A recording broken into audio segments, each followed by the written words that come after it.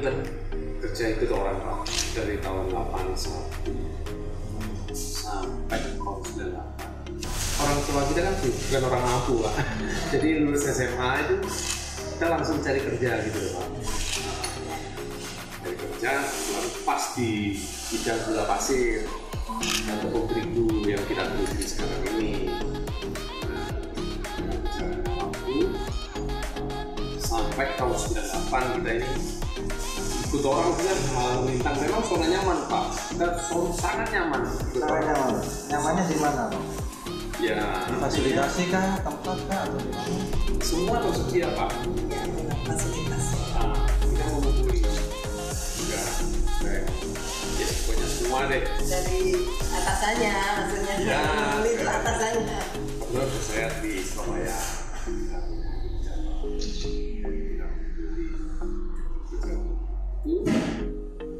Kita sudah tidak perdagangan bebas gitu Pak ya, tidak ada monopoli. Akhirnya kita nganggur Pak.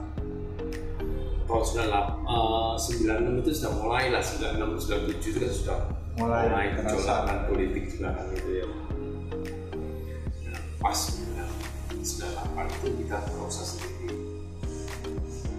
Pas istri saya ini waktu itu sebelumnya ya ikut di Binter ya, Bintang Terang gitu.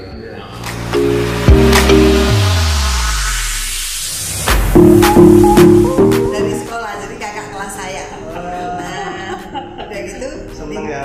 Ya, dimulailah kerja sendiri. Itulah mulainya perjuangan ya, perjuangan. Berarti pacaran dari kecil, temen pacaran menikah ya? Iya Pak. Tidak kayak Kecilnya nggak pacaran Pak, karena dia temen dari kakak saya, dia kakak kelas saya, setiap hari main ke rumah gitu ya Pak. Setelah SMA bisa Pak, tapi ketemu lagi ya akhirnya. Padahal di Surabaya juga pacarannya besar.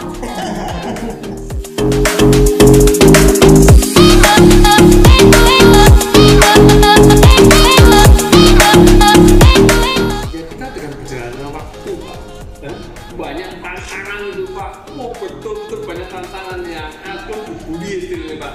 Ya kita jalan sendiri. Maksudnya Pak Sony itu gini loh Pak, mau mulai dengan orang yang sudah memulai dulu, udah gede-gede, wah gimana kita bisa, bukan artinya melawan ya, kita bisa memulainya kalau ya, udah ada yang besar-besar gitu. Tapi tekad kita itu pokoknya gini, pengen belajar berdagang dan kita menjajakinya dengan moto ya Pak, asal kita jujur, kita berusaha dengan benar, pastilah nanti yang di atas akan membantu kita.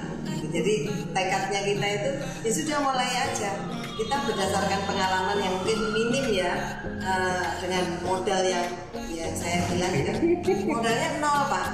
Modalnya itu hanya karena modal finansial kita nggak ada. Jadi modalnya sama sekali nggak punya, oh saya punya 10 juta atau 20 juta, nggak ada. Jadi nggak ada uang di tangan itu untuk memulai, nggak ada. Hanya karena kita punya kenalan yang kebetulan dia tidak ngomong pengen nih dagang ini bisa nggak, dikasih pinjam barang. Jadi maksudnya dikasih bond ya, dikasih pinjam barang mulai. Nah itu yang kita jaga, supaya jangan sampai kita bikin cacat dalam jaga. Kita jangan sampai menyalahgunakan kepercayaan orang itu. Ini dulu itu dari tukang tagih Pak. Benar, tukang tagih, kolektor saya, tukang tagih, dimarahin Pak. Sekarang itu sudah ya maaf ya, mungkin setara Pak ya sama kita. Malu dia. Dulu dibentak-bentak kamu gitu.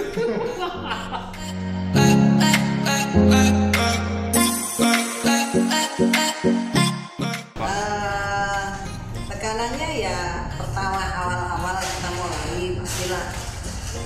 Saya awal-awalnya sama Pak Sony itu keliling gitu ya, naik mobil keliling, liatin telepon nomor teleponnya gitu, saya catetin gitu. Terus kemudian sampai di rumah kita teleponin, ini kita mau usaha gini. Pas kondisi susah kayak gitu, gimana enaknya Pak? Ya, Udah berkeringat udah susah. yang bagus tuh perjuangan banget. Ya, gitu. Akhirnya udah sampai rumah, catatan itu kita lihat, kita teleponin, Pak Sony teleponin loh. Kan dulunya kan sales ya, jadi apa namanya, aku mau jual ini loh gitu, buka ini bantu ya. Nah awal-awalnya itu jadi karena pengalaman belum maksimal, jadi saya nggak tahu harga. Jadi kadang saya dicoba, ini coba pada saat saya jual, ternyata katanya wah itu mahal. Nah ya kan karena saya nggak tahu pasarannya, jadi mau coba jual aja. Oke lah nggak apa-apa, yang penting kita nggak jual rugi, kasih aja dulu. Nah seperti itu menjadi satu pelajaran yang bagus buat kita. Bagi pemula itu pasti ada lah yang nanti oh nanti begini. Dan saya bilang saya bilang Mas Sony, kalau masalah apa omongan dari luar yang melemahkan kita, yang penting satu, kita tidak mengganggu orang lain, berdagang secara sehat.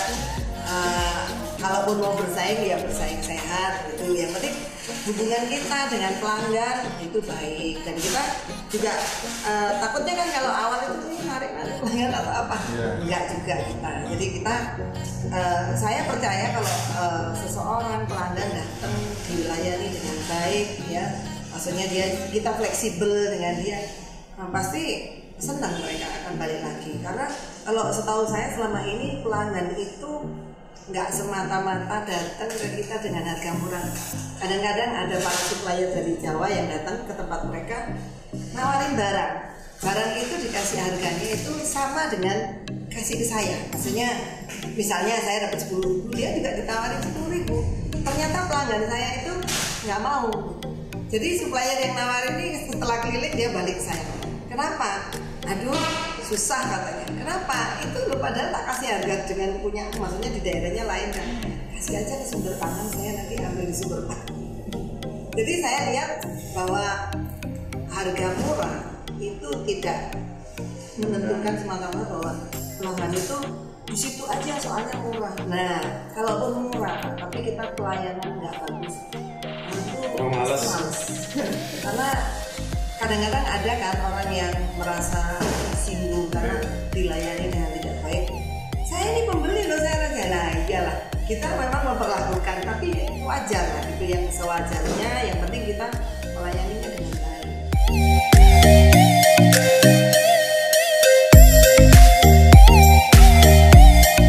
Nah, kalau terpikirkan sih enggak ya Pak ya.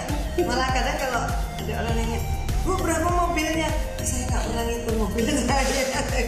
Truknya itu berapa, ekspedisinya? Saya nggak pernah gitu, karena ya kita mengalir aja ya Pak. Yang penting kita berusaha dan waktu kita diberikan lebih oleh Tuhan, kita berbagi.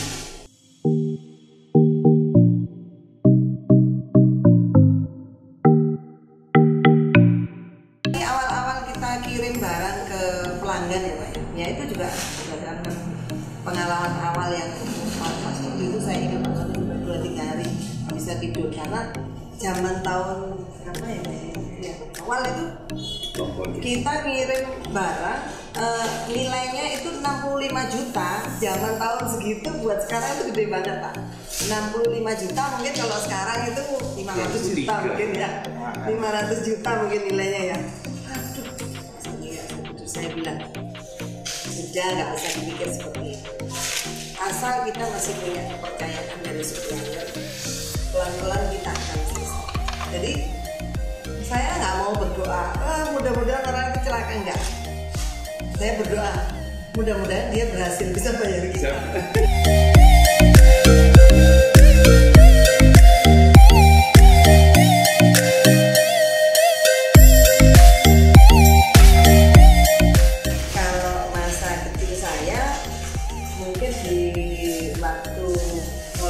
Saya udah di tempat itu begini, jadi orang tua saya itu punya toko kelontong. Tapi laki-laki dan perempuan menjadi satu ya. Iya. Usaha toko kelontong. Iya punya toko ya Pak ya di desa. Satu saat mengalami yang namanya tutup kita. Saat itulah saya mungkin belum siap ya secara umur ya. Tapi dengan kejadian itu menjadikan satu pengalaman yang sangat berharga buat saya ya, bahwa apa namanya kita itu nggak boleh hidup itu pokoknya senang-senang aja, harus harus melalui sesuatu yang prihatin. Untungnya papa saya itu mendidik kami walaupun sekolah ya, pulang sekolah setelah makan siang ganti seragam harus sekolah kedua ke toko, harus itu. Kemudian pada malam hari saya bersaudara 6, laki 3, perempuan 3. Setiap hari setiap sore itu ada yang bertugas 2 untuk merapikan uang yang diambil dari toko. Jadi kalau sore kan pulang itu bawa duit gitu ya namanya. Nah saya tugasnya ngerapikan karena besok itu kan harus total atau buat bayar supplier. Pada saat-saat itu sih seumur saya yang waktu itu masih SD ngeluh juga ya, aduh waktunya saya main, kenapa saya mesti disuruh seperti ini gitu ya kan. Tapi dari pengalaman didikan yang waktu kecil itu benar-benar membuahkan sesuatu yang sangat berharga di kemudian hari ketika saya sudah dewasa ya. Saya dekat sama bapak saya. Bapak saya sabar dan dia itu asli dari Tiongkok loh Pak ya. Tapi dia begitu dekat. Saya kalau di kampung bapak saya dengan tetangga itu baik, jadi suka kasih. Jadi mungkin itu juga yang saya lihat ya, jadi dia suka beri saudara. Jadi dia sosok yang sabar ya, sabar.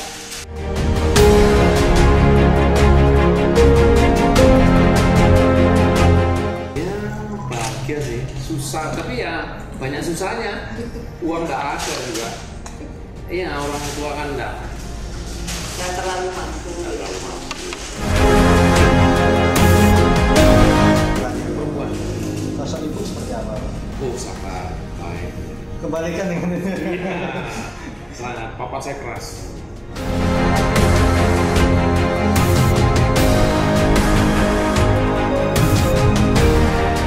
Jadi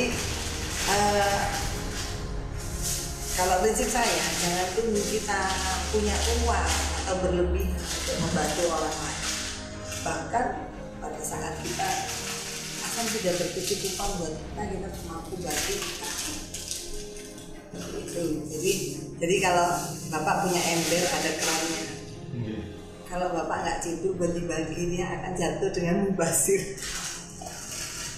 Jadi kalau bapak ember belum penuh sudah cekok dia akan mengalir.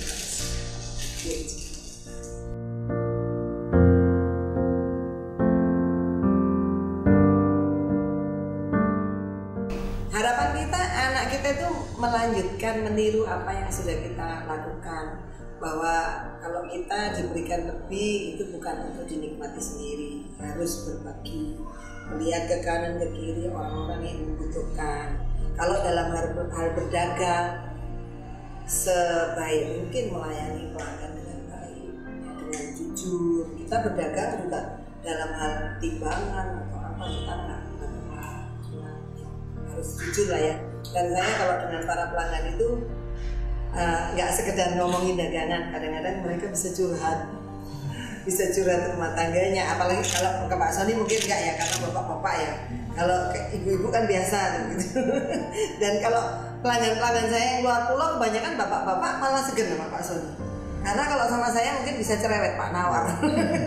Sama perempuan. Kalau sama Pak Sony mungkin saklek ini, harganya nggak bisa goyang ini mungkin gitu ya. Kalau sama saya, Bu jangan segitulah, bapak ini kan biasa gitu ya. Jadi kebanyakan pelanggan-pelanggan saya, bapak-bapak yang luar pulau itu ngontanya pasti ke saya. Apalagi kalau Pak Sony kan biasanya ngurusnya cuma gula, hal yang gede-gede aja ya. Tapi kalau saya ngurusnya dari snack, dari barang-barang kebutuhan seperti sabun, apa satu truk biasanya mereka itu dari sembako sampai ke minuman, ke snack semua jual rumah tangga itu. Jadi one stop shopping ya. Jadi biasanya saya kalau bapak perlu apa, saya akan carikan bapak gitu. Lalu ongkosnya kan saya sudah tahu, kalau sekian ini sekian kilo berapa ribu sampai sana. Nah, jadi saya bikin deal dengan pabrik. Saya bikin besar dealnya. Kalau saya beli 3.000, 5.000 berapa? Tujuannya untuk mendapatkan harga termurah supaya ongkos keluar pulaunya itu cocok. Seperti itu. Jadi saya minta ke mereka juga, mereka mau order apa, barang